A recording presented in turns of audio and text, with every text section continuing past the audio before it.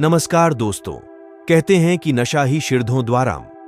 जो आपकी नासिका है यह आपके सर तक पहुंचने का एक मार्ग है, यानी कि नासिक में औषधीय का प्रयोग किया जाता है तो मस्तिष्क पर उसका प्रभाव होता है।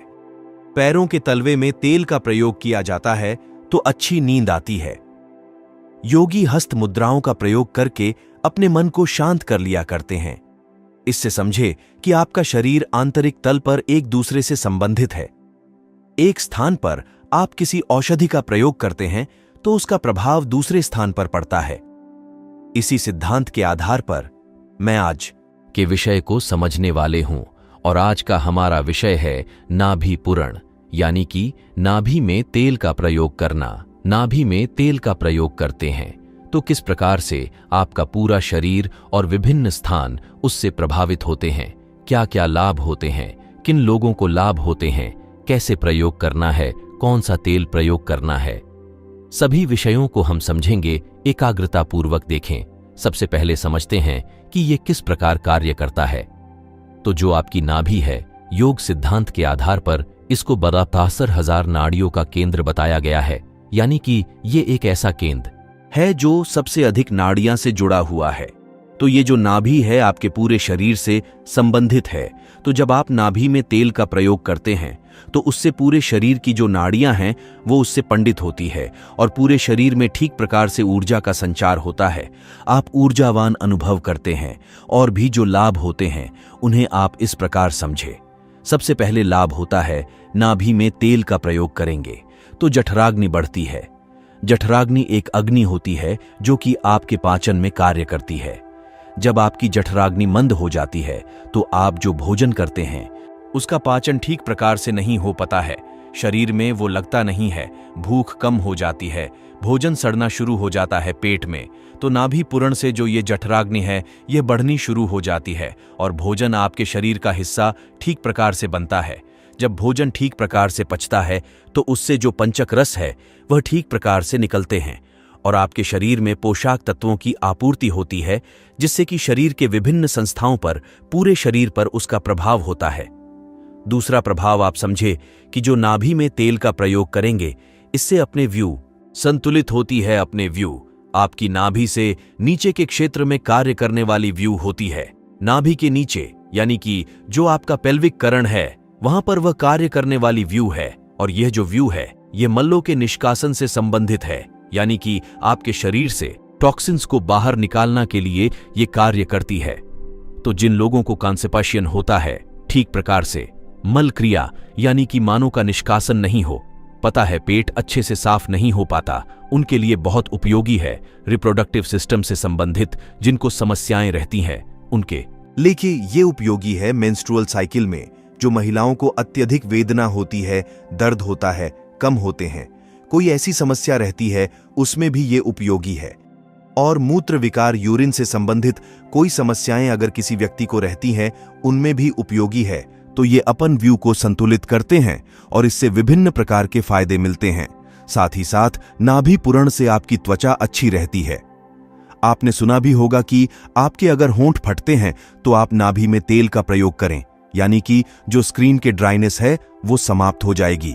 कंपनियां पढ़ने शुरू हो गई हैं, स्क्रीन बहुत ज्यादा ड्राई आपको लगने लगती है तो नाभि पुरण करेंगे तो स्क्रीन की जो ये समस्या है कि समाप्त होनी शुरू हो जाएगी। चेहरे का जो सौंदर्य भी बढ़ेगा और आपके त्वचा के स्वास्थ्य के लिए भी ये बहुत उपयोगी रहेगा।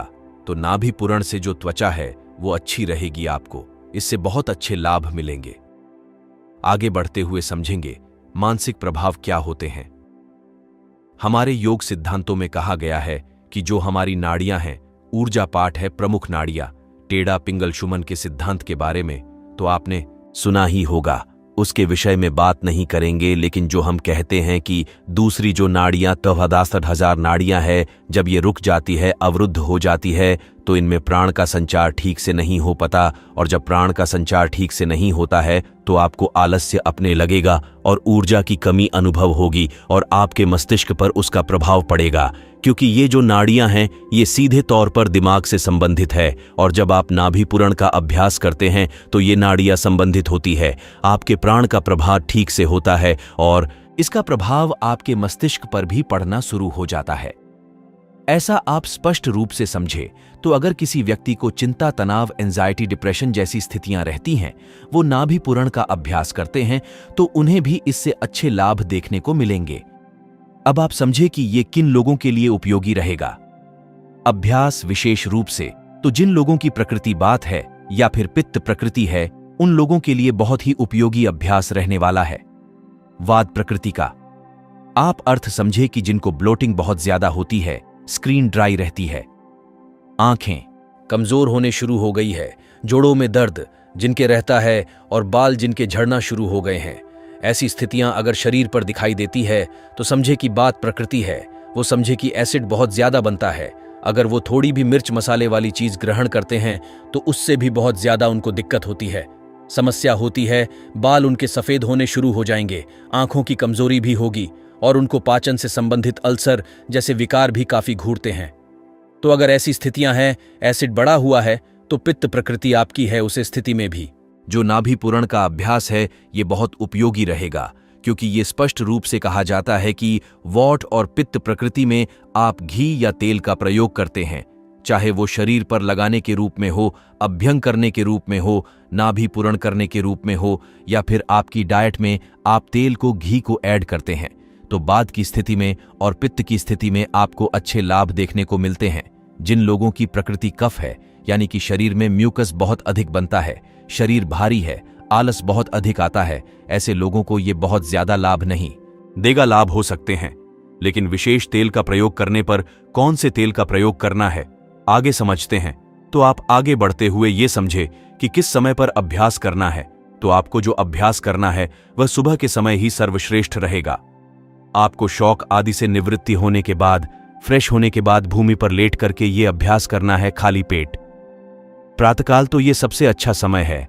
चिकित्सा के परामर्श के अनुसार कई बार दिन में भी अभ्यास कराया जाता है, लेकिन विशेष परिस्थितियों में अच्छा समय जो रहेगा वो आपका सुबह का समय रहेगा, खाली पेट। आप ये अभ्यास कर सकते हैं। किस तेल का प्रयोग करना है? तो कफ प्रकृति जिनकी है, जैसे हमने अभी कहा, अगर वो किसी भी तेल का यूआई प्रयोग कर लेंगे तो ठीक नहीं, उनको केवल सरसों के तेल का प्रयोग करना है। ये विधान किया गया है, जैसे हमने बताया। अगर वैसे लक्षण दिखाई देते हैं और आपकी प्रकृतिवाद है तो आपको तिल के तेल का प्रयोग करना है और बादाम के तेल का प्रयोग करना है। ये दो तेल आपके लिए बहुत अच्छे रहेंगे। अगर आपकी प्रकृति पित्त है तो आपको नारियल के तेल का प्रयोग करना है और देसी घी का प्रयोग करना है। देसी घी का प्रयोग करना है, देसी घी का प्रयोग करते हैं तो यह भी बहुत अच्छा आपके लिए रहने वाला है। इससे आगे बढ़ते हुए ये समझे कि जो आप तेल प्रयोग करेंगे वह यूं ही ठंडा नहीं प्रयोग करना है, हल्का सा उसके टेम्परेचर को बढ़ाना होता है, लेकिन उसको सीधा गर्म नहीं करना होता। आप चाहे नासिक में तेल का प्रयोग कर रहे हैं, चाहे अध्ययन के लिए तेल का प्रयोग कर रहे हैं, अगर गर्म कर रहे हैं तो उसको गर्म करने के लिए अच्छा है कि आप पानी को गर्म करें। पानी को गर्म करके एक कांच की शीशी में उस तेल को रखें या फिर घी को रखें और उसको उसे पानी में डाल दें। थोड़ी देर शीशी पानी में रहेगी तो अगर घी है तो तरल हो जाएगा और उसका तापमान ठीक प्रकार से संतुलित हो जाएगा। उसके बाद आप उसका प्रयोग करते हैं तो ये अच्छा है, सीधा गर्म नहीं करना है, ये आपको समझना है। अब समझते हैं कि किस प्रकार से आपको इस अभ्यास को करना है। तो आपको नेट बिछा करके या फिर दरी, कंबल आदि बिछा करके भूमि पर लेट जाना है। श्वसन में सीधा लेट करके आपको नाभि में तेल को भर लेना है। 10 मिनट तक वैसे ही छोड़ देना है। 10 मिनट के बाद अपनी उंगली से नाभि के अंदर ही इस प्रकार से एक जो है अभयम करना शुरू करना है। तो इस प्रकार से जब आप घुमाएंगे थोड़ी देर तक, लगभग 3-4 मिनट तक नाभि के अंदर और उसके बाद नाभि के बाहर वाले क्षेत्र पर इस प्रकार से, यानी कि पहले नजदीक और फिर थोड़ी दूर, फिर थोड़ी दूर, फिर थोड़ी दूर, इस प्रकार से, और पूरा नाभि के आसपास के एरिया पर आप पूरा इस प्रकार से अध्ययन करते हैं, मालिश करते हैं। तो ये एक आपका तरीका रहने वाला है। इस प्रकार से 5 मिनट तक करने के बाद आपको पूछ लेना है और उसके बाद आपको 10-15 मिनट के बाद आप स्नान कर सकते हैं। तो इस तरीके से आपको इसका प्रयोग करना है। अब समझ ले कि व्यक्तियों को अभ्यास नहीं करना है। जिन व्यक्तियों की पेट से संबंधित कोई सर्जरी हुई है वो ना करें। किसी को हर्निया की समस्या है या फिर हर्निया का ऑपरेशन हुआ है वो ना करें।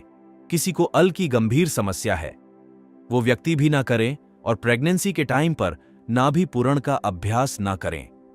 बाकी स्थितियां में अभ्यास सुरक्षित है, सरल है, सहज है।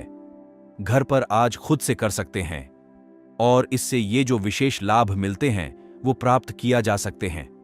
तो अपेक्षा है आपको आज का ये विषय ठीक प्रकार से समझ में आ गया होगा।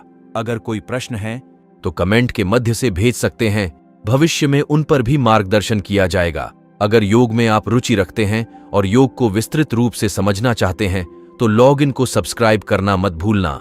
आने वाले समय में अन्य महत्वपूर्ण विषयों पर मार्गदर्शन होता रहेगा। सभी के लिए प्रार्थनाएं, सभी के लिए मंगल कामना। आज के लिए इतना ही। ओम नमः शिवाय। जय हो योग गुरु महाराज।